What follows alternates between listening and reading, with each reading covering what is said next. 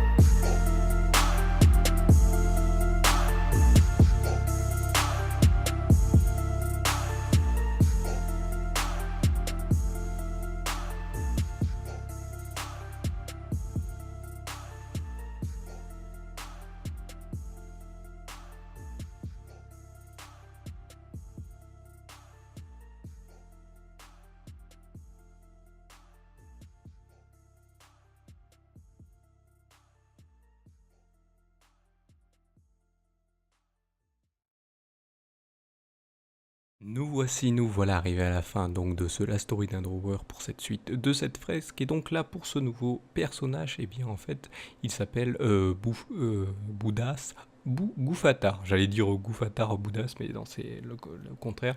En fait j'avais mixé à un moment les deux noms, le premier nom c'était Boudas, ça ressemble à un Bouddha, un truc comme ça, j'avais fait un Bouddha parce qu'en fait c'était des personnages qui aimaient bien avoir de la connaissance, avoir une certaine sagesse et étaient les seuls apparemment personnages, j'avais noté sur une petite feuille que c'était les seuls personnages qui savaient régler les conflits. Donc là, il est bien positionné, sauf que là, voilà, j'ai pas voulu faire en sorte qu'il règle le conflit, mais qu'il soit en retrait pour analyser. En fait, là, il a analysé, même s'il est un peu dubitatif, il sait peut-être qu'il y en a un des deux qui est pas, qui a fait une faute et l'autre qui ne sait pas.